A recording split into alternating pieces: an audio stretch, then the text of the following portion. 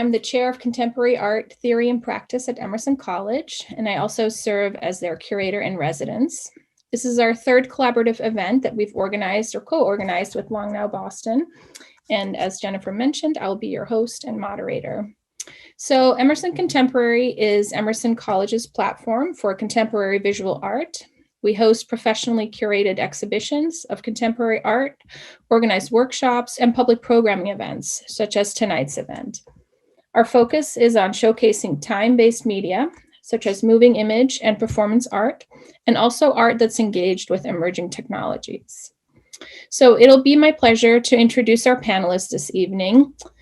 Georgie Friedman, an artist, climate scientist, Dr. Kerry Emanuel, both are professors at MIT, and urban planner Kishore Varanasi from CBT Architects. And together we'll be having a conversation at the intersection of art, science, and urban design. The panelists will discuss climate change, its effects on extreme weather, and the role of art and design as a means for generating environmental awareness, climate readiness, and as a place of action, each, of course, from their respective disciplines. So a guiding question this evening is whether we can imagine a different, better future. And if so, are we willing to change the way that we act now and make the choices needed to get us there? So we're going to start our evening with a short video of the exhibition Hurricane Lost, a 9-channel video installation that's on view at Emerson's Media Art Gallery right now.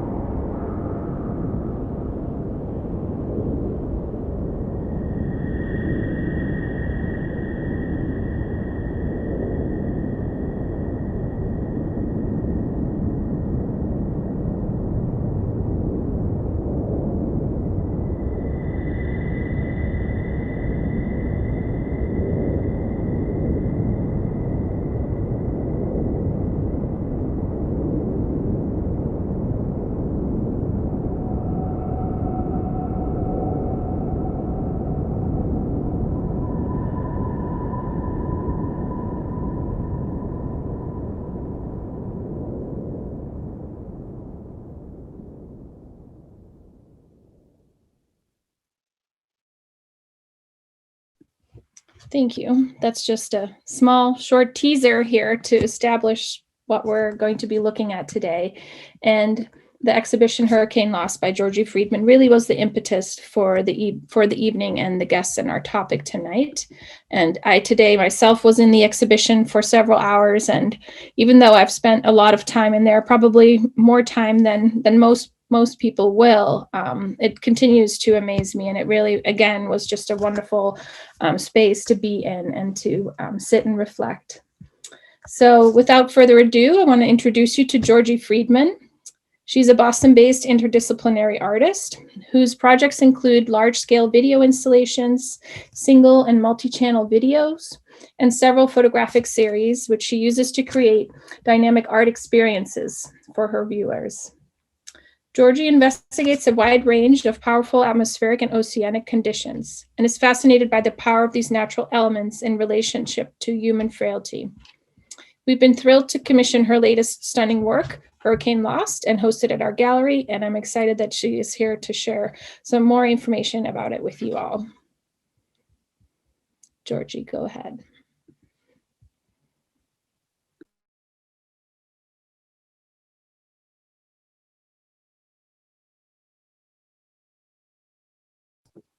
Yes, it'd help if I unmuted, wouldn't it? And we're seeing not quite the screen that I think you want us to see. Yeah, no, I know. Okay. There we go. Switch between windows. There's always, technology. So tonight I'm just going to give you a brief overview of some of my past projects and, some of my thoughts behind them. So to start off with,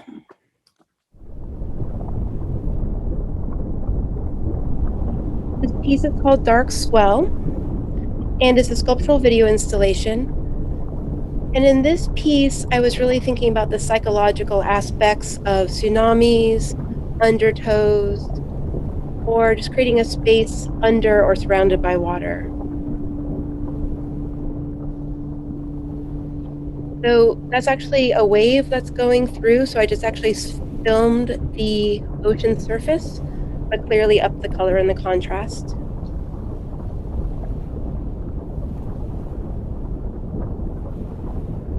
I really like bending imagery around curved forms and kind of just playing with the physics of light and just that natural distortion that happens.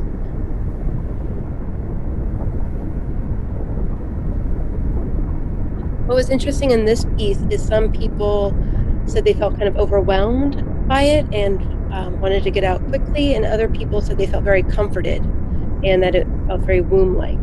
So to me, it's always very interesting hearing everyone's different emotional responses to pieces.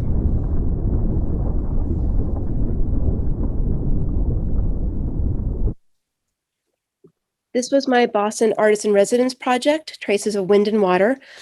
So I based the footage on the history of the site. So before Dorchester was annexed to Boston in 1870, it was a farming community for over 200 years. And prior to that, Native American tribes, including the Wampanoag, Pequot, Nipmuc, and the Massachusetts, lived and worked the land and waterways for over 10,000 years, which I think a lot of people don't realize the amount of time. And then over 16,000 years ago, glaciers covered the state with thousands of feet of ice during the last ice age. So for this project, I wanted to visually replant trees and greenery and the waterfall, for referencing the ice melt, back into the busy neighborhood. Also, I just learned about Boston's new urban forest program to replant trees throughout the city, especially areas without them. So maybe we won't need to have digital representations. We'll have new actual trees, which will be great. This project is our freezing and melting world. So for it, I was thinking, again, more about cycles. So it progresses from intense snowstorms to glacial ice and small icebergs to ice melt waterfalls and then abstracted deep sea waters.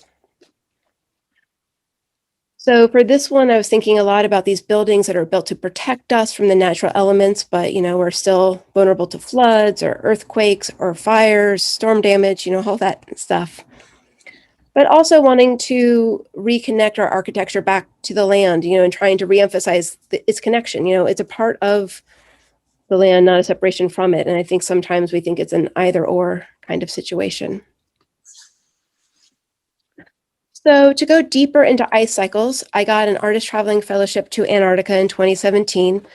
And one of the reasons I was interested in Antarctica is the paradoxical nature of humans' relationships to it, right? So we're no match for a long exposure to its environment. Like, look, there's a tiny person, yet we're affecting it through global change, global climate change. To me, actually, what was surprising to learn was that most of Antarctica's surveying was due to the fuel demands of the 19th century Industrial Revolution. Basically, they heard about all those fat seals and whales down there, which led to expeditions to hunt for them for oil. And so I really see Antarctica's history as directly tied to the Anthropocene and industrialization's environmental impact. But the main reason I really went down were the icebergs. I see them as both the literal and metaphoric representations of Antarctica's shrinking perimeter. So this piece I titled In the Wake of Icebergs. So it's two videos that I edited to be side by side like this. And I see it as expanding but interrupting the seascape, trying to subvert your expectations. Like, I bet you really want to see that iceberg on the left go to the right-hand side. But sorry, it's not, unless sometimes I let it happen. But so I want to really help remind people that there's always much more that you're not seeing than what you are. And for the title, if you haven't guessed already, I'm a little punny, but I have a couple of meanings. I was thinking about switching the iceberg from being passive to active. Like, what would it mean to be overtaken by an iceberg or to be left behind in their turbulent waters? Or maybe more playfully personifying the icebergs, like they're waking up, breaking free, heading out. To do what? I don't know. What would icebergs organize to do? Or maybe take over the world? I don't know. Go ask an iceberg. Furthering my Antarctica series, this projection is titled Edge of the Current Antarctic Sound. And here I want to merge the quickly paced Antarctic waters with the architecture of the museum. These sculptures I titled Below Churning Ice. So I really wanted people to think about their body in relationship to the sculptures, not just look at them, and place us beneath the ice. The split forms reference the above and below water aspects of icebergs. And, perhaps it's a bit uncomfortable, but so is the idea, or maybe the big metal sculptures turning above your head. But, it's an uncomfortable subject. And back to the projection, what I really want to do is generate a sea level water line 1 story high within the museum and ask, what would be the implications of that? So a related piece is Rising Tide. Here, Antarctic waters digitally rise above Antarctica's snowy mountains. So there's 3 sections, and each landscape has a decreasing snowpack. And here I wanted to create an accelerated visual metaphor for scientific predictions. And I hope I'm completely exaggerating, right? But here, having the water rise above the mountains and turn the mountains into these islands and then slowly overtake those. So at the course of 10 minutes, the water fully submerges the landscape. Now, the installation version was a projection on Boston City Hall. And I wanted to link the city's history with the infilling of the bay, to our present moment, and future with a larger global picture. For me, somebody's not muted. So in my site research, I also learned about Climate Ready Boston, who's doing a lot of studying and planning for how sea level rise will affect the city. So that's something to look into. And look, Antarctica's gone. Okay, switching gears a little bit. I started thinking about hurricanes in 2005, and Katrina and Rita affected so many of my friends and family on the Gulf Coast, along with, over 1 million other people. But the more I thought about it, it's like storms are just being storms, right? They're doing what they're supposed to do. And it's only a natural disaster if it affects us, right? If it goes out to the sea, then it's fine. So that also got me thinking a lot about how we build our cities and where. So this is the first piece I did about hurricanes. I modeled the wind patterns off of Hurricane Sandy. So it's a hurricane sculpture that moves in the wind. Makes sense, right? The projections are fast water that I filmed off of the North Carolina coast. And I wanted to reference the interconnectivity of the clouds and ocean and flooding. So for this one, by simplifying the complex wind and cloud formations to these flattened shapes, I really wanted to create a highly aestheticized version of the hurricane that's simultaneously a separation from, yet a recognition of its actual power. From there, I started thinking more about the verticality of hurricanes, and is there a way I can address this? So in my 2015 piece, I have the storm. This one has these sculptural forms that reference the rain bands. And then the eye is a 20-foot diameter in the top, and it's 10 feet tall. So it's about a 1 foot to 1 mile ratio, which means that we'd be a tiny little speck in there.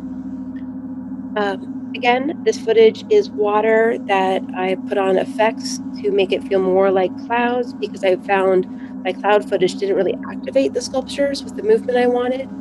So again, it's not, creating a literal hurricane. I can't do that. But more of the feeling for things swirling around you.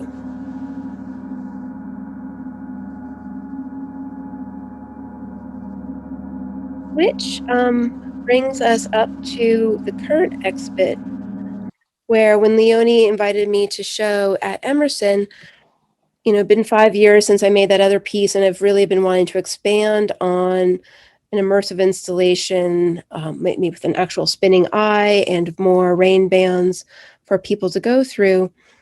And I really like this idea of maybe composing something where the hurricane is slicing through the architecture.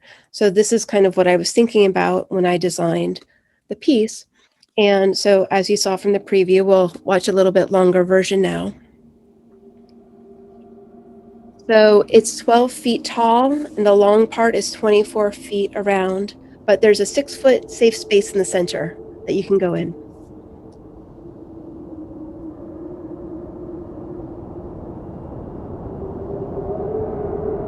And the soundscape was very important to me for this piece.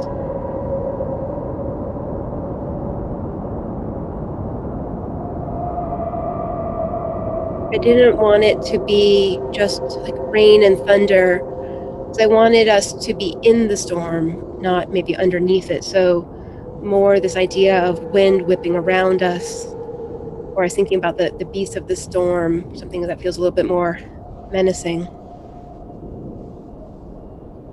Here too, I have multiple layers, lower down and high up. So no matter where you are, you have these like different visuals coming around.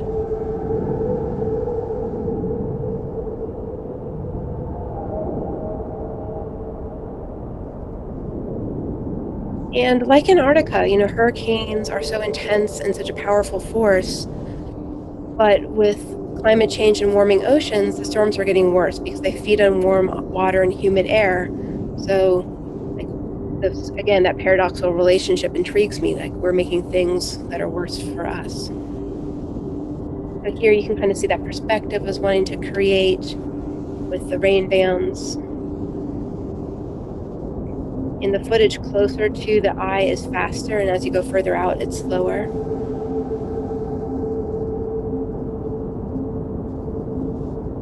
And here's an example of when I was thinking about having the rain bands kind of slicing through the architecture. Think about these parts as like swirling back towards the eye through the architecture.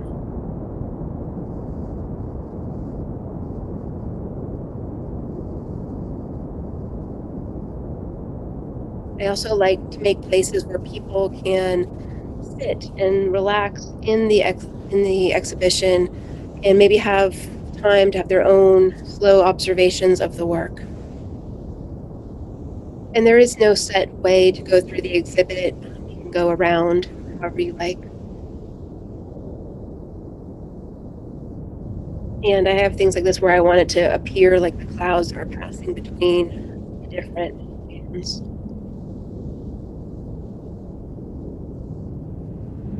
And actually, all of the pieces are very curved, but it's a visual sort of illusion and perspective thing that happens, that sometimes they'll look totally flat, and then other times you'll see how curved they are. And then again here, as far as the title, I was thinking about metaphorically being lost in one's own storm or in the chaos we can't control, or more literally, all that's lost in storms, the damage, the hardship, lives. But we do what we have. Also, I definitely have a lot of awe for the beauty and terror of these powerful storms. This isn't a gallery, it's safe here, but a space that we can maybe think about these various things.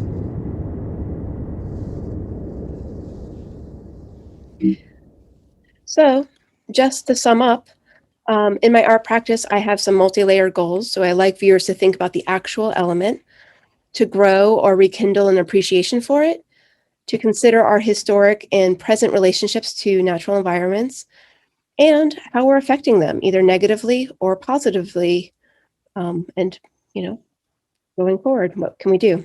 So, thank you. Thank you, Georgie. Thank you so much. Every time I listen to you talk about this piece and your work, I learn more about it. So, so much to say. So our next speaker is Dr. Kerry Emanuel, who's a climate scientist and a professor of meteorology, currently at MIT in Cambridge. His research interests focus on tropical meteorology and climate, with a specialty in hurricane physics. His interests also include cumulus convection, the role of clouds, water vapor, and upper ocean mixing and regulation of climate, and advanced methods of sampling the atmosphere in aid of numerical weather predictions. So I think this will provide a wonderful scientific complement to Georgie's presentation. So please share your screen. Thank you very much, Leonie. It's a pleasure to be with all of you here tonight. I'm speaking to you from the little fishing village of New Harbor in Maine. And what an inspiring talk we just heard. And it falls to me to look at the same phenomenon through a very different lens, which is the lens of science. I've spent a great part of my career studying the physics of hurricanes, and I'd like to talk to you about that tonight. But really what I'm going to do is to try to bring it home to Boston, where I normally reside, to talk about how climate change may affect hurricanes, even in a place like Boston. So hurricanes are not unknown to New England, although there haven't been any recently. And here's a photograph of a very old steeple of the Old North Church in Boston, falling down in the middle of a hurricane, a big one, Hurricane Carol of 1954. And this shows the tracks of the centers of historical, really strong storms. We haven't had anything quite that strong recently, but every 100 and 150 years or so, we seem to be getting large storms. The Puritan inhabitants of New England wrote quite movingly of some of the early storms in the 17th century. And the most recent really big storm is the big hurricane of 1938, also sometimes called the Long Island Express. So we do have a problem in New England. And the question is, what is our risk now, really, given that there's so few events, but they're very destructive? And how is that likely to evolve? And I want to remind people that hurricanes, although we think of them as windstorms, in practice, almost all the damage, loss of life comes from water, either from a storm surge, which is like a tsunami. In fact, it's the same phenomenon, but excited by wind rather than earthquakes, or inland flooding due to torrential rain. So when we look at natural disasters, whether they be hurricanes or other kinds of disasters, this is what really gets down to the heart of the problem. And it's an anthropological point that I'm making, not a science physics point.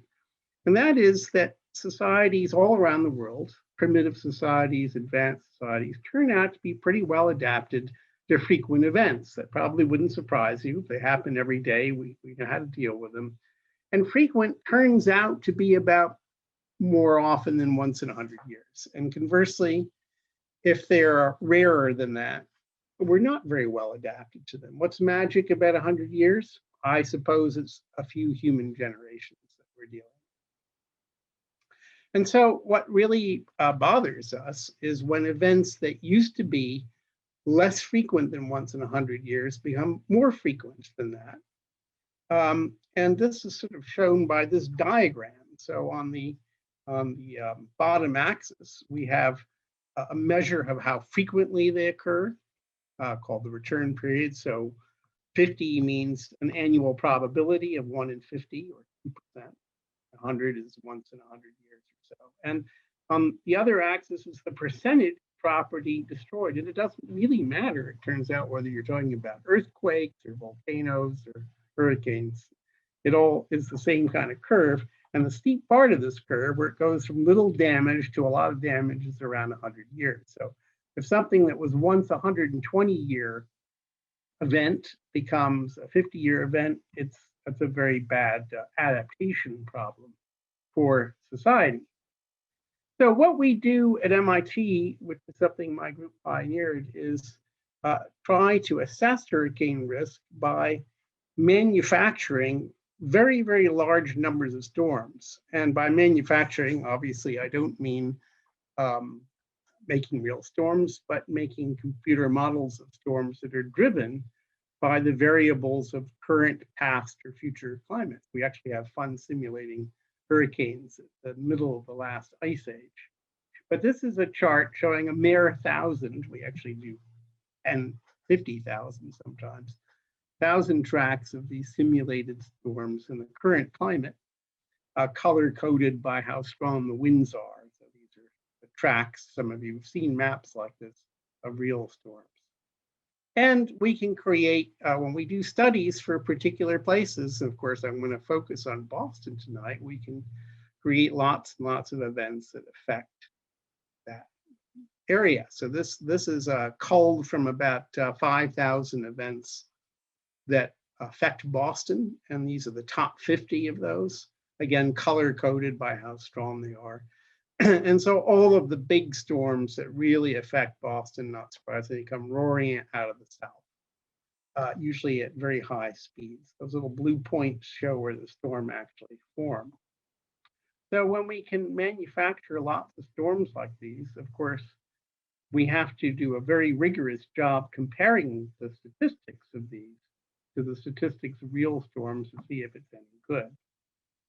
But then once we've done that, we can use those storms run in the current climate or driven by future climates from climate models to assess how the risk might change. So this is a slightly complicated chart. It's not very hard to understand. It's the annual frequency of storms passing within 100 miles of Boston whose peak winds are read off the bottom axis. So for example, and blue, I should say, is for the climate of the late 20th century. Red is for the climate of the late 21st century, our current century. And the shading shows the scatter or the uncertainty in these results. So for example, we expect that a storm whose winds exceed about 60 miles per hour will pass within 100 miles of Boston maybe once every 10 years or so in the current climate, whereas a storm with winds over 100 miles per hour would only pass within 100 miles of Boston every 1,000 years or so. And the red is for the future climate, and you notice that these events become more frequent. Now that's not true everywhere. It's very much a case by case, region by region analysis. And when you talk about the future, there's a lot more uncertainty, a lot more scatter in these results. But by and large, if we do some comparisons, we would expect a storm of intensity 64 miles per hour to pass within 100 miles of us every 18 years at the end of the 20th century, but that's reduced to once every 6 years at the end of this century. Likewise, 100 miles per hour practically never, once in 655 years, becomes once in 114 years, which is still infrequent, but not that infrequent. What's more worrying is the possibility of big surges in Boston Harbor. And so this is an analysis driven by these synthetic hurricanes of the storm surge that they create. Storm surge, again, is just like a tsunami, except that it arrives in the middle of a windstorm. It's not a fun thing to go through. And what we've assumed here is that in general, the sea level itself will have risen about 1 meter by the end of the century, which is in keeping with current projections. So it's the same kind of chart I showed you before, but this is for, sorry, I went back to the wrong slide. This is for peak surge in meters in Boston Harbor, actually at the Charles Dam. And it's a rare event in the climate of the late 20th century. You get a 2 meter or about 6 foot surge, basically never, every 1,600 years or so. But with 1 meter of sea level rise and stronger storms, we'd see that every 20 years, which is pretty frequent. So this is something that we're working with the city of Cambridge, the city of Boston, and other groups to try to help us adapt and prepare for bigger storm surges. So I'll leave you with this rendition of Back Bay, Boston, and Cambridge across the river. This is something we're going to have to deal with toward the end of the century. Thank you very much. Thank you so much. It's really amazing to see those numbers go out so far, 1,500 years ahead. Wow, very appropriate for today's crowd. So our next speaker is Kishore Varanasi, who's a principal and director of urban design at the Boston-based firm CBT. Varanasi is an urban designer, a strategist, and educator who specializes in developing authentic design solutions for cities at all scales that address human connection, social equity, and climate resilience. For 25 years, Varanasi has worked to shape cities and communities globally through sustainable and holistic solutions in both the public and private sectors, here in Boston, but also across the globe. Welcome, Varanasi. Thanks, Leonie. Two great presentations, definitely a tough act to follow. I'm a practitioner, so what I'm going to do is show 3 projects today that deal with climate resiliency and climate change and how design plays a role, both in sort of looking at these issues, but also trying to create an awareness around the issues of climate change. And there are different scales. I'll sort of start from small and I'll go through 3 projects to a large scale project in the end. But before we do that, obviously, when we think about climate change, we think about a lot of things, dangerous things. But it's all, at the end of the day, as designers for us, is about human condition, human dimension, and how all of us are incredibly adaptable to our environment if the design and our environment allows you to make that connection. Unfortunately, over the past several decades, we lost that connection because we've gotten so used to our conditioned environment. Sometimes even we do not know which direction the sun rises and which direction the sun sets. That's how busy we are. But if you look at the man who's doing the work in construction in the middle on top, he's using the construction sign to continuously move around following the sun. He is very well aware of what's happening around it. So one of the projects I want to start with is talk more about the heat resilience. We know that the storm surge, sea level rise is one side of the equation for climate change. The other is, as we know, cities and communities around the world are going to get hotter or colder. And this one particular example I want to talk about is in Abu Dhabi. We've been doing quite a bit of work. It's called Living with Heat. Most cities in the desert, which we know when I say Abu Dhabi, I'm sure the image is that it's hot and arid and dusty and sandy. Yes, of course, when they built a city, and the city itself really makes the conditions worse because the buildings, which are conditioned, emanate a lot of heat. The cars, the asphalt, and of course, it's a desert climate, so you can't really plant a lot of trees, even though from a condition like ours, urban forestry becomes a natural response. You can't quite do that. You're using desalinated water, which is not the best practice. So the heat island effect means that the cities are actually even hotter than it is. And the government of Abu Dhabi realized that it's even going to get hotter. And so they wanted to really think about their public realm and find ways in which they can bring people out into public space and be comfortable throughout the year. Right now, their public space is an air-conditioned mall. So they're trying to change that from a health and wellness perspective. So we looked at a whole range of things, including a number of pilots in the city to create these spaces that educate people and bring them out into public space rather than to a mall. And we did some measurements. The air temperature is 39 degrees Celsius, and some of the surfaces measure 60 degrees Celsius. This is how hot it gets, even though the air temperature may be tolerable, but the environment is making it even worse. We took some infrared cameras and sort of took some shots. There's no lack of shade anywhere, but this is wrong kind of shade. The fact that you put shade on top doesn't mean that it's going to give you shade. So they're doing it, but they're not doing it in the right way. The man who's in the construction photo actually knows where the sun is moving. This shade doesn't. So really understanding the built environment and the people and really looking to the nature and the biomimicry, nature really figured it out. The cactus, for example, self-shades itself, and that's how it got developed.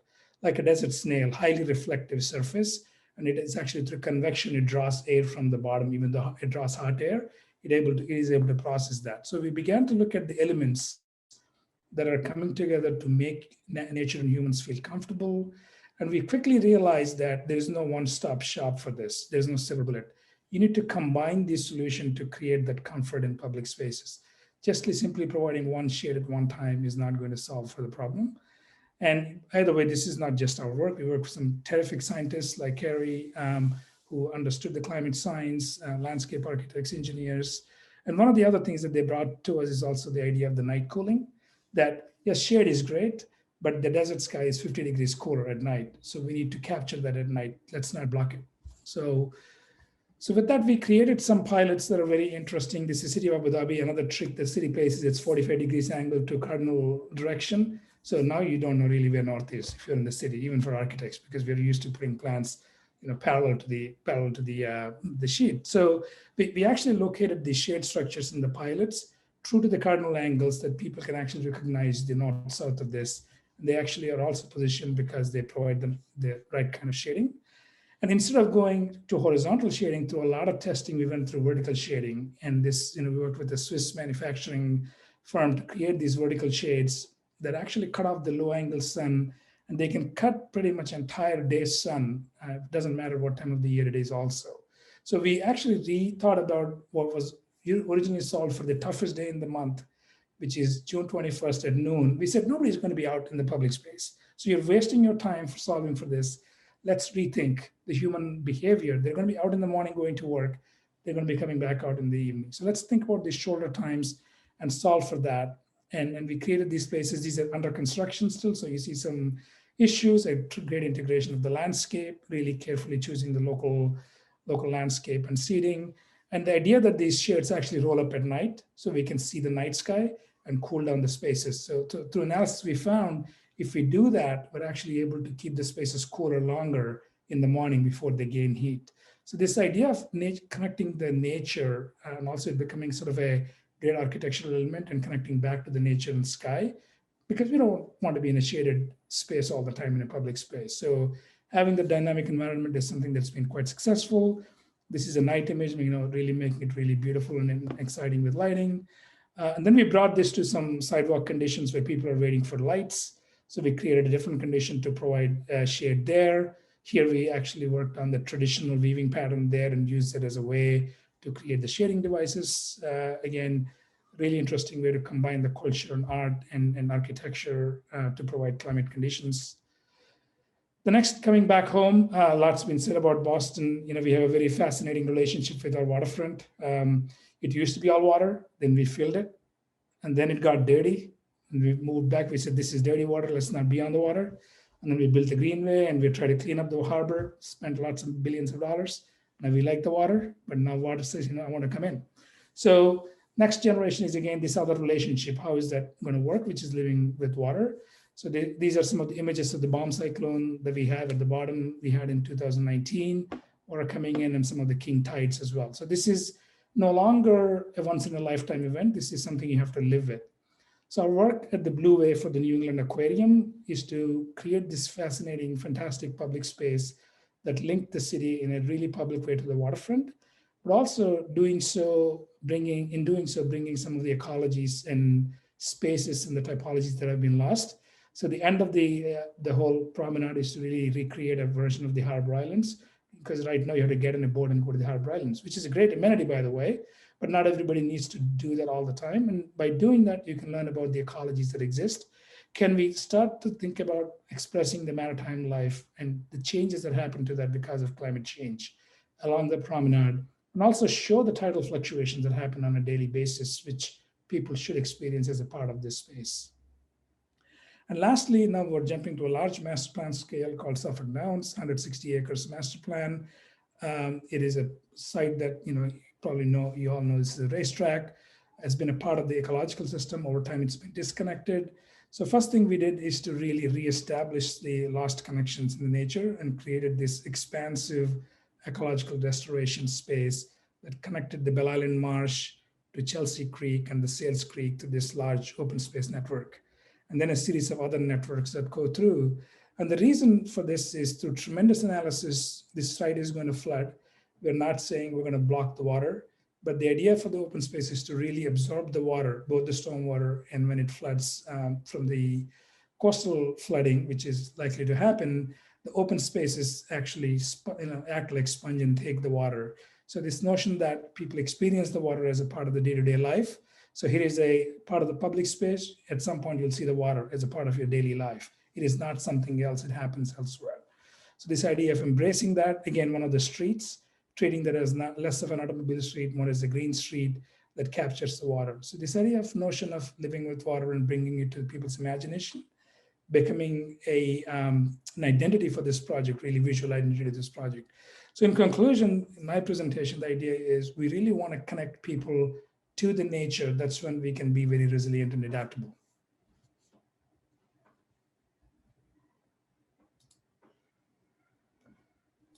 Well, thank you so much, Kishore. Thank you. I really love how you just spoke about living with water. I think rather than thinking of water as kind of an enemy or having this antagonistic relationship, just figuring out these different strategies so that we can be living with it rather than against it or feeling like we're being overtaken by it. So thank you so much. So now we're going to transition to our Q&A. I have a few questions prepared to get the panelists started, and then we will open it up to our audience. So if you have any questions, please put them in the chat, and then I know some people have already posted some, so I will bring those up again. But first, I want to say thank you to all of you. I saw many wonderful connections between your different practices, and personally, I really love that, we could look at it through these different lenses, and then it really just deepens our understanding in a very rich and unique way. So one of the problems I think, or seems to be with climate change awareness, is doesn't seem that we need to have more information or more facts or more data, but rather somehow people need to care more or kind of transition from being passive to being active.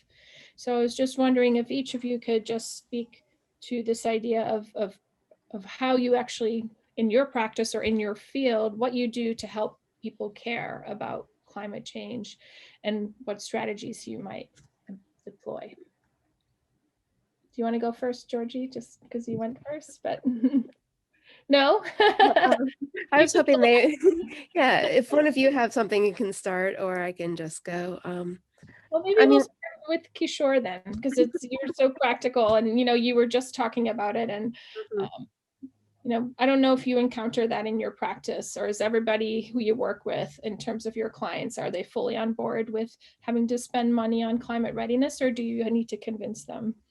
I think, just step back to your previous question. Yeah, and yes, everybody is now, particularly in a city like Boston, is very well aware of the risks of climate change, particularly sea level rise along the waterfront, where this is not a future phenomenon. It is happening. You saw the images.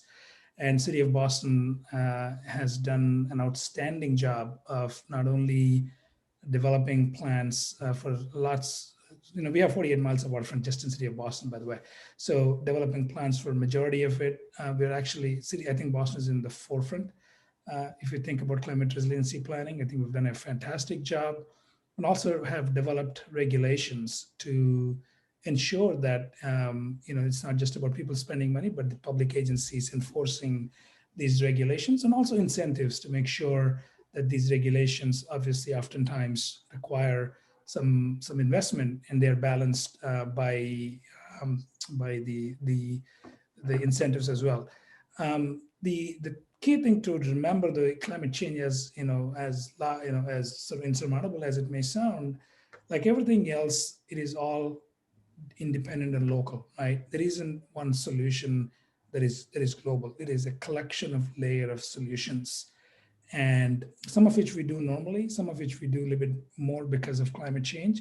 And the solution that applies to one location and one community, even in Boston, doesn't apply elsewhere. So what it means from our perspective is, as we've always done, taking multiple variables that we always do, but really marrying them also with this idea of climate change, and really processing that as yet another very important variable, and work with the people to deliver on these results that we need to do that are so specific to those particular locations. So, and I think the next thing is also the human behavior that we can talk about all day long, and whether both from our own energy consumption to our adaptation to the water. But I think by and large, there's a lot of great work that is being done in this study, elsewhere in the world, and all solutions are local. Georgie or Kerry?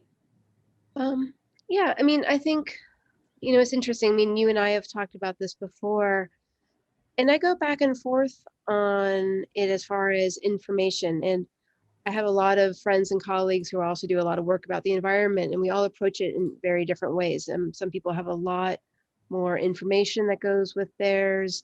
Some are coming from more scientific angles. So, I mean, I guess I'd almost turn the question back to the audience of, does my work help people think about these things or not. I mean, I think I tried to come from, as I've said, the more emotional side and almost backing it up a little bit of back to, you know, kind of where I ended the presentation of helping people think about their connection to the environment or these elements now. So then they have value, like creating value for what currently exists. So then you have that desire for it later versus just saying, you know, preserve it. I don't. Yeah. So I think I'd go for the less didactic approach instead of telling people what to do or all these things of just coming from like, hey, maybe if you appreciate it, you want to keep it around. So. So, Leonie, my sort of personal shift in the last few years on this is, you know, when we talk about climate change and we talk about climate and sometimes weather, it's usually talked about in a kind of a negative way. It's a big problem we have to solve. One of the things I like about Georgie's work is it reminds us that the natural phenomena is intrinsically very beautiful. The horror occurs when we do things we shouldn't do. We should no more put a flimsy condo up where it's likely to get mowed down than we should go hit a beautiful tiger with a big stick. You know, we're asking for trouble. So my point to people is, okay, it's a problem to be solved, but it's also an opportunity to be seized. It's an opportunity to be seized to make who doesn't want to transform our infrastructure in a way that Kishore that would be so much better.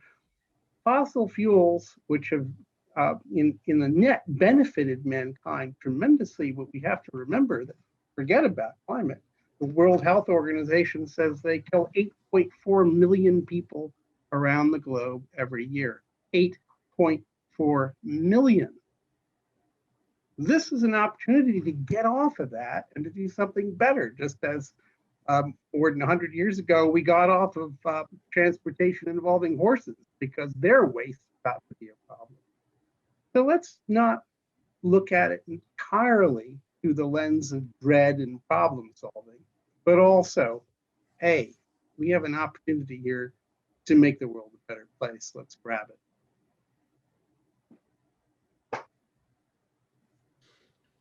Sure. So one of the things that I have to ask about, obviously in the context of Long Now Boston, is this idea of deep thinking, of long-term thinking, and how each of you really think of the far future, and if you have a positive kind of opinion on that, or is it partially, you know, as somebody mentioned earlier in the conversation, more of a doomsday scenario, or is there still hope for us and the people who come after us? I'm gonna have you go first, Kerry. Okay. Scientist. Just keep going in reverse order. You know, I'm optimistic in the long run, if not very much in the short run. But I think we're going to get a handle on this. Look, something like 900 million people around the world, a hell of a lot of people, have no access, none. Okay, they're leading lives of quiet desperation for the most part. People who look at this problem seriously know that to lift a lot of the world out of poverty, we need a lot more energy, not less energy. We need to double the amount of energy we generate over the next 40 years. And, you know, the challenge is enormous to doing that. But once people are lifted out of poverty, if we can figure out how to do that, their education improves. When their education improves, population growth levels off. And population growth is a big driver behind all of what we're talking about. So I can see a future where people have access to resources like electricity and computers and water, and the population is leveled off, and we go into some new era of great optimism. I hope that will happen. Yeah, I mean, I think, Leonie, I mean, like when we were talking about this panel, actually, one of the reasons I asked to maybe have a planner, an urban planner on it, is just that. I kind of feel like sometimes in certain circles, it kind of feel like we're spinning our wheels. And I kind of wanted to know, like, what are people doing? Like, what plans are being made? And like, what are those actions? Because I kind of feel like, in some of our fields of like art and science, we can educate about what's happening or create these emotions. But yeah, I mean, was really interested and excited by a lot of your plans that you were bringing up. And so, I mean, I think it's about having these conversations and seeing what options are out there versus, or also instead of just like, oh, we have to build our walls higher, let's put back in the plants in the marshes that can suck the water out and send it where it's supposed to go. So. Yeah, I am also very optimistic. The amount of discourse and planning and implementation that is happening, at least at city scale, that I can speak for, not just here, all around the world, whether the resources are equally available or not, has been quite tremendous. Even those places that have historically been producers and consumers of fossil fuels are thinking very, very differently, given by the example of one of those places that I cited. And here again, as I mentioned in Boston, there is a great momentum. Obviously, a lot of this is going to depend on the amount of investment. As much as I said, it is a multi-layered. I think the smaller layers are working very effectively, but we need some larger layers of investment to tackle the issues at a larger scale. I'm not sure if that level of investment is happening quite yet, and hopefully we can see that see that happen in the near future, so we can take these smaller investments coupled with bigger investments and really see some big changes in our cities relative to climate change. And again, there is a multi-pronged approach that is happening. One is obviously sea level rise and adapting to the sea level rise, but also thinking about our built environment in a way that we are not worsening the problem, which we have to work at both levels. So the people are very sophisticated in their understanding of what they need to do now, which is quite optimistic. And I'm very, very, very optimistic about where things are going to go. Wow, I guess I don't know why, but I'm surprised by all of you being so optimistic about the future. But maybe you're all active agents in making it happen potentially. So we're going to switch over here to questions from the audience now. Let's see. So the first question is, and I don't see their names or anything, so I'm just going to read it. So the focus has been on oceans, but what about rivers and lakes? The higher ground might not be safer, for example, Vermont. Well, I can take a little bit of a shot at that. I mean, we've been focused on, one or two phenomena here. It's a very, very broad palette of different things that are going on. And so there really isn't a place that's immune. River floods are a huge problem. And it's something we've actually devoted a lot of time to, from all kinds of different sorts of storms, including hurricanes themselves. Ice storms. And you think, well, global warming should get rid of ice storms, but that's not really the case. And we really, really worry about whether things like our power. Well, you saw what happened in Texas, right? And yeah, there were a lot of things going wrong in Texas, but a sufficiently large ice storm would knock out power in a lot of places. It's a huge palette of problems that we have to deal with, and there isn't really a place you can run and hide, I'm afraid. Georgie, have you looked at lakes and rivers, or has it been mostly ocean-based work? I haven't done too much specifically with lakes and rivers. The other water-based thing I've done some work with geysers, but that's more geothermal. But yeah, no. I think as Kerry mentioned, the changes are multiple. Heavy precipitation is one of the things to consider. It is not just going to happen in coastal cities, it's throughout. The inland flooding, because of that, is a huge issue to think about.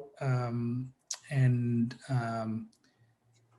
individual resilience of buildings to withstand these events, whether you are cut off for 24 hours, 48 hours, 80 hours, the buildings are being thought through very differently. One of the things that I don't know is whether we have a huge amount of single family home stock in this country, and I'm not quite sure as to how much innovation is happening on that front in creating these spaces to be very resilient. And that's what we found, for example, in places like Texas, that they're not quite resilient. So everything needs to be examined very carefully, and there are some really interesting startups that are looking at this, and there are as many problems there are solutions, but this is not one size fits all situation. Thank you. Oh, On go the ahead. note, Kishore, on those plans that you showed of about down by the aquarium and Suffolk Downs, are those things that are actually in the works, or are those more proposals? Oh, sorry. Did you hear me? No? We heard you, Georgie, but maybe Okay. Kishore did not hear you. It's okay. I was jumping the Did you question. hear the question, Kishore? Should I No, repeat? sorry, I lost my audio for a second. Yeah. Can you please repeat that? I was just wondering if the plans that you showed down by the aquarium and for Suffolk Downs, if those are proposals or actual projects that are in the works. Suffolk Downs is a project that is approved. It's a real project that is designed around the science. It's obviously luxuries that it's a new community ground up, so we could really demonstrate how to design in a floodplain and still create a community and live with water. Mhm.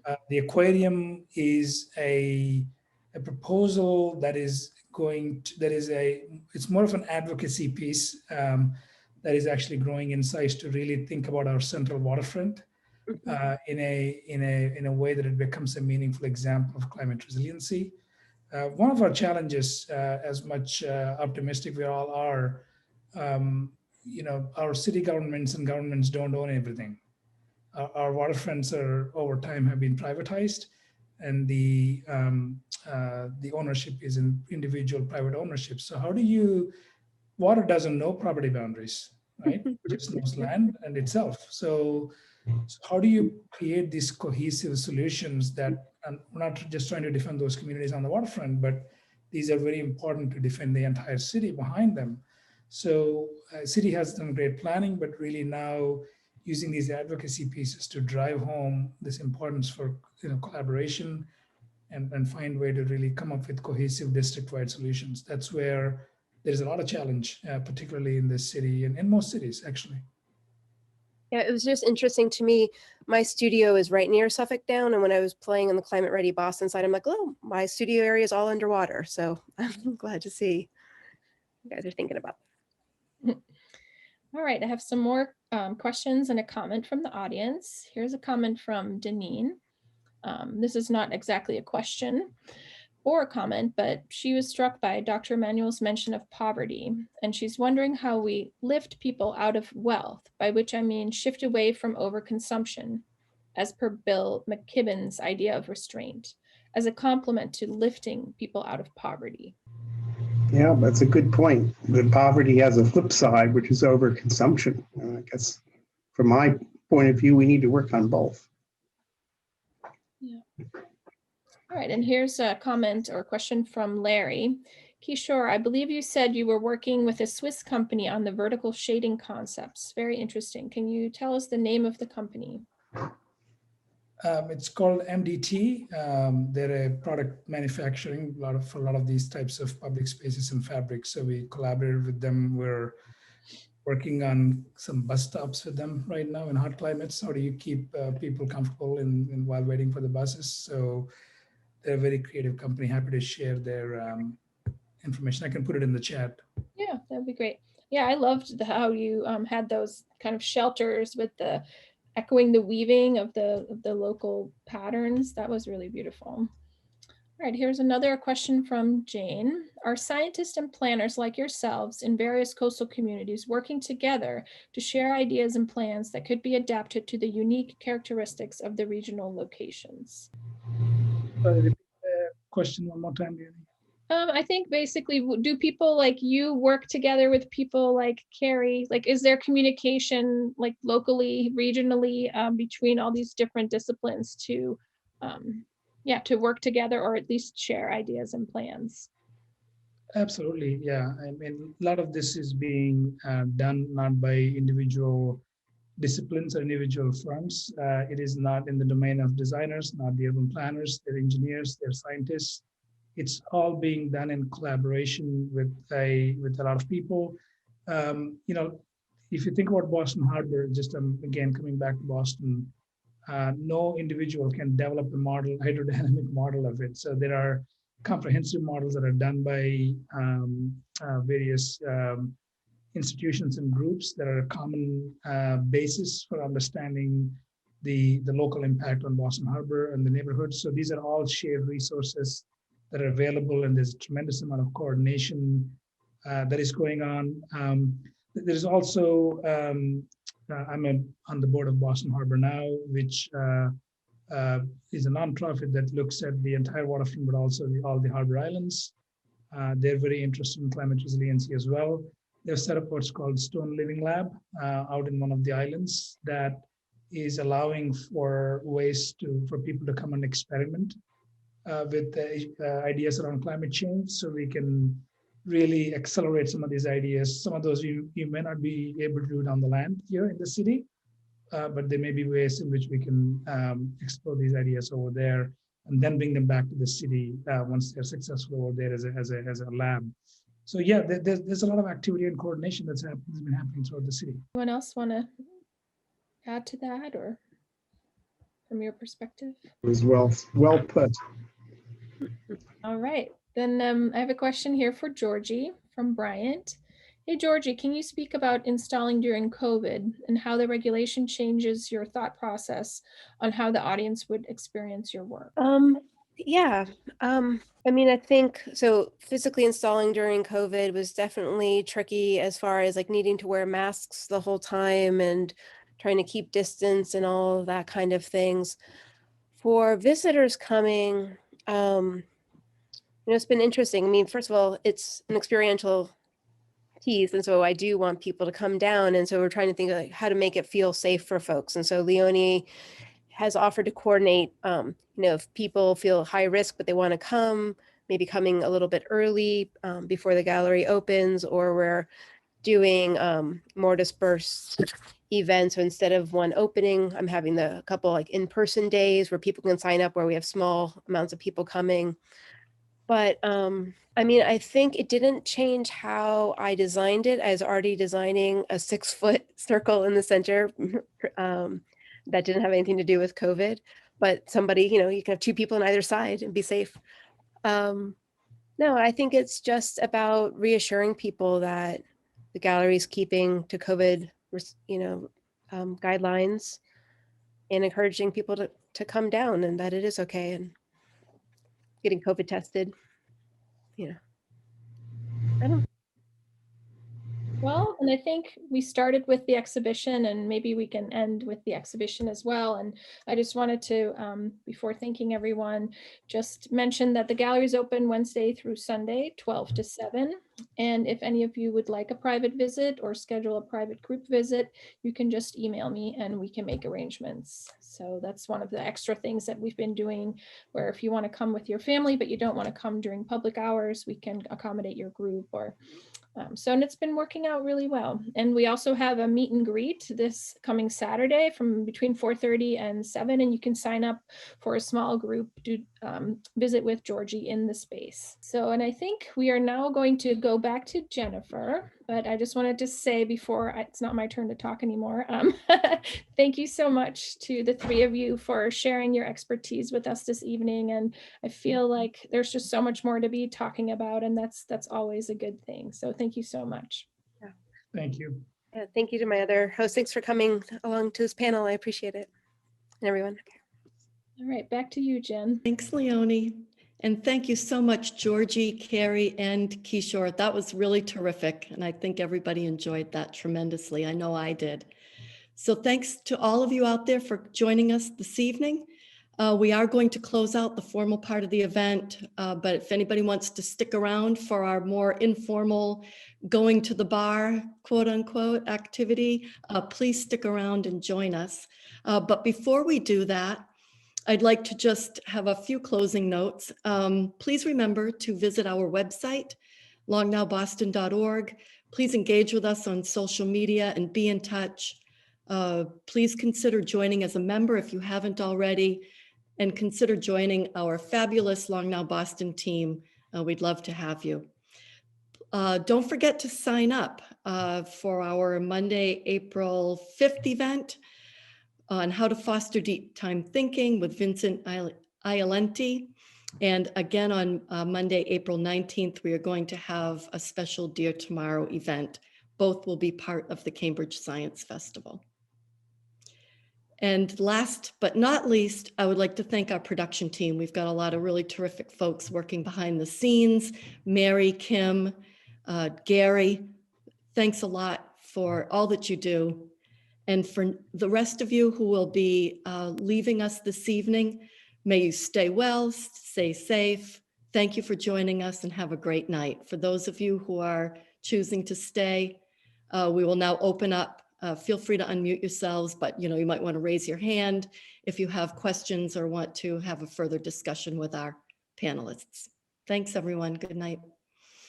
Thanks for coming, or thanks for staying, whichever one you're doing. Yeah, thank you all. Again, this is George. I'm going to kind of help along the conversation. And Jennifer, thank you very much. And I don't know about all of you, but I feel very moved by what we saw tonight and what we heard. So I'd be interested in hearing a little bit more about what people were feeling. And, Mary, you put a comment in the chat room about, kind of the contrast of what you were feeling, looking at the hurricanes and then, seeing what Kishore was talking about and the pictures that he had. So why don't you chime in? Yeah, I visited the exhibit the other day and it was fabulous. And the sails were coming around me and one of them snuck up on me from behind as I was looking at one of the other ones. And so those were sort of ominous, but then the shading was sort of comforting and cooling. And so I was thinking in my head about the difference between those two kinds of representations of how we're going to interact with space, But yeah, the exhibit was great. I encourage everybody to go down and have a look at that in person. Thanks. Actually, when he showed those, I was like, I took a screenshot of those. I was like, those are nice forms. I like Right. Yeah. And that reminds me of the whole emotive content of, and George, you're looking at your stuff. It's kind of like a balance between awe and horror. So what do people do? What do people do with that? Anybody want to chime in? And yeah, Wendy, why don't you unmute yourself and chime in? Well, Unmute. Yeah.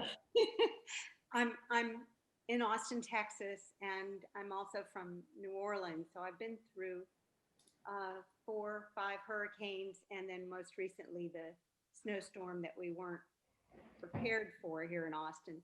So the art and also the speaker's comments were a very stimulating emotionally and also memory stimulating events for me. Because they brought back all the memories of my feelings in the eyes of the storms that I've been through.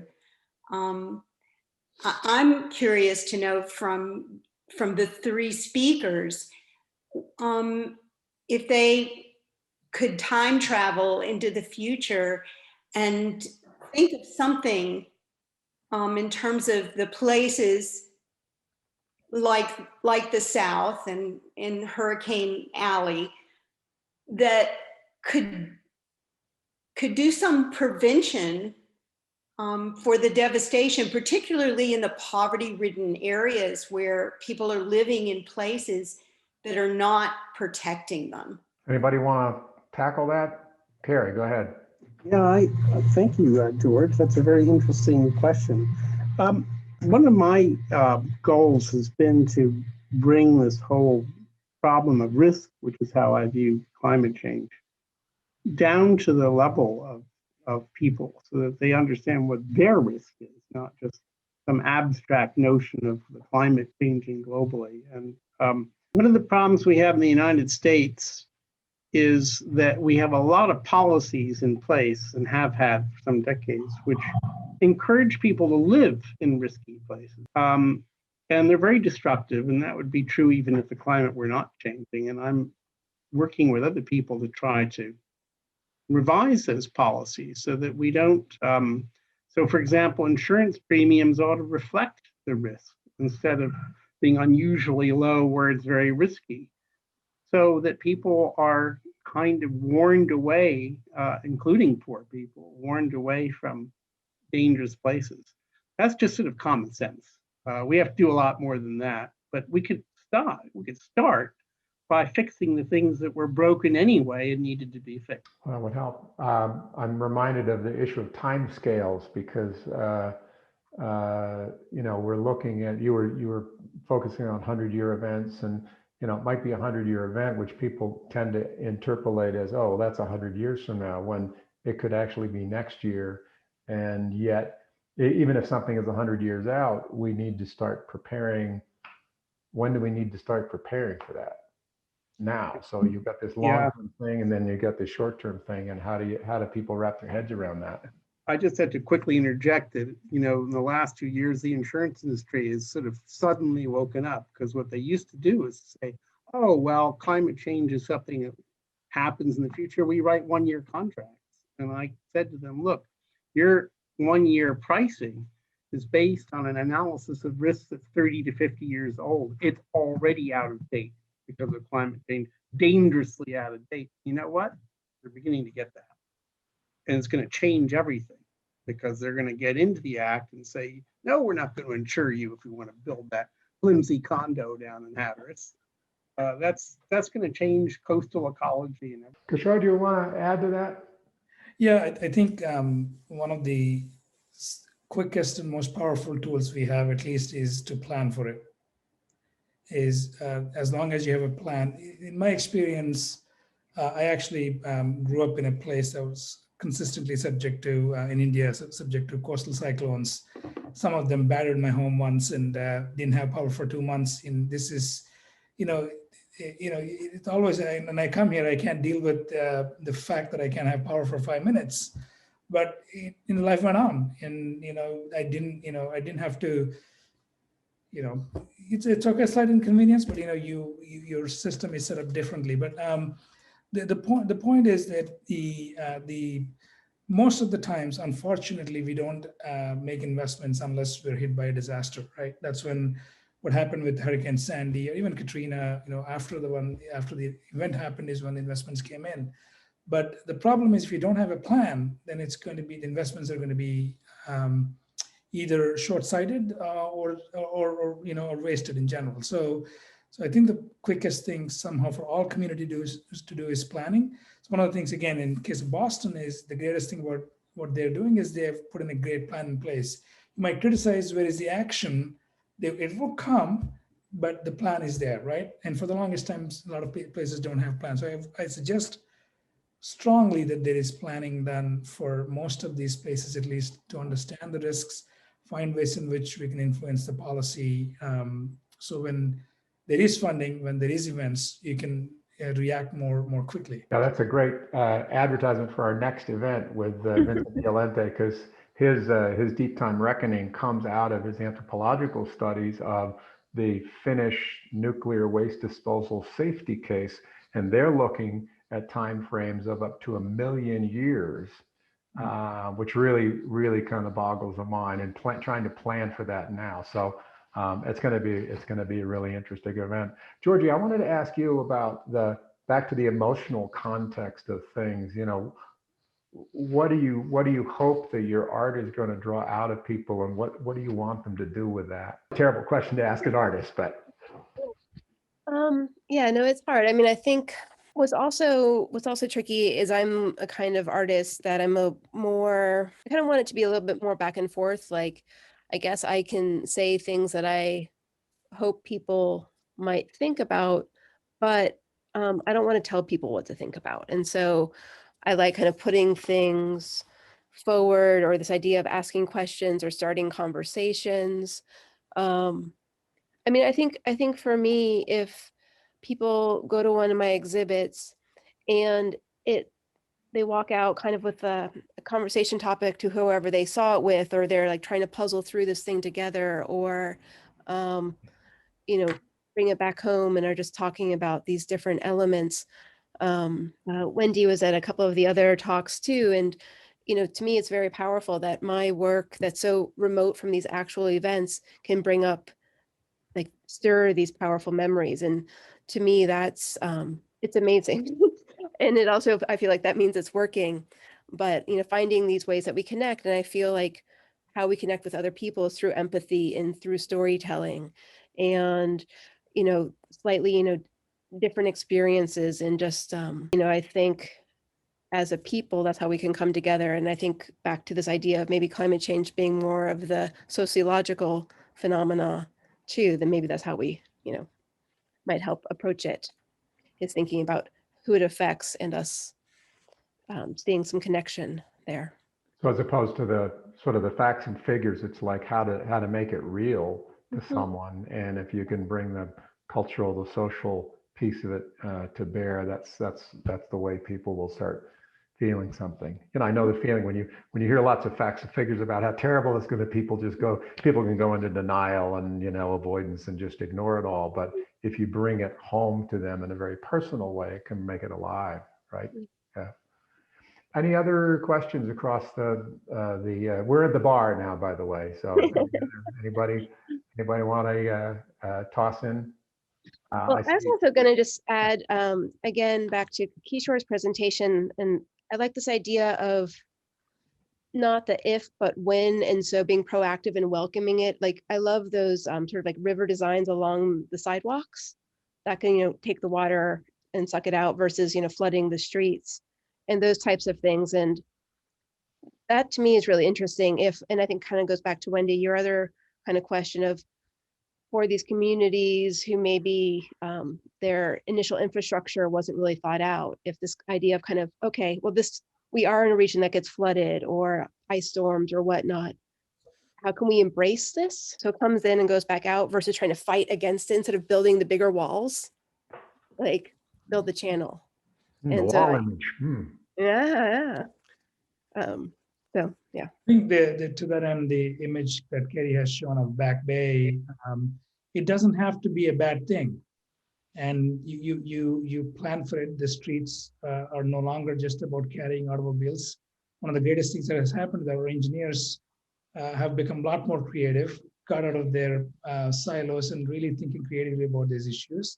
So our streets are no longer going to be designed the same way that they were designed, because they'll have to absorb all these things, even in the existing infrastructure. So the Back Bay streets will be different. They will see the water, but it's something that you cannot stop.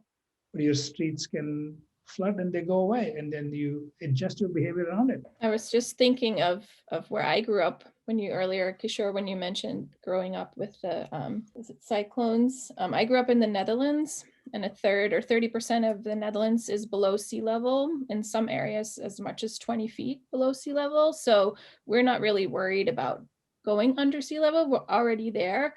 But also then that idea of like living with water, like we've had to figure it out, and there have been these kind of compromises, and they've been very creative in terms of creating systems where water can come in still rather than keeping it all out. But then it's more like a collaboration with the water and the engineering technologies so that we are still living with the water even though we're living underwater. Leonie, I remember going to Schiphol Airport in Amsterdam, and when you get out into the car park, there's a red and white striped pole coming out of the ground. It's quite prominent. And up at the top of it is sea level. So you're confronted right there viscerally with the fact that you are underwater. I really like that as a way to say, yeah, this is not a regular place. Well, maybe we can bring that and some of the other ideas that have popped up tonight and bring that into our next event as talking about where to go and solutions and how to make things happen. So it sounds like a great start. Anyone else have a last question before we break? I have a quick comment. Portland, as you know, is a rainy climate, and there have been a lot of changes along roadways to put in those water catchment and filtration basins. They take part of the roadway away from traffic. And what that does is it prevents the water gushing into the sewers, which overflows into the river and creates many hazards. So you see them coming up more and more in neighborhoods, along busy streets, and especially in any area that's near an environmental zone. So it filters the water, it goes into the creeks and flows naturally and doesn't overwhelm the sewer. And it reminded me a little bit of a small thing you can do now without major planning, like there will have to do in Boston because it's a different situation. But little things like that are encouraging. Great, thank you, Jane, and thank you all. Georgie, brilliant presentation, you know, amazing exhibit. Thank you very much. Kishore, Kerry, thank you very much. Leonie, super job. So we'll hopefully see you all in another month. Thank you.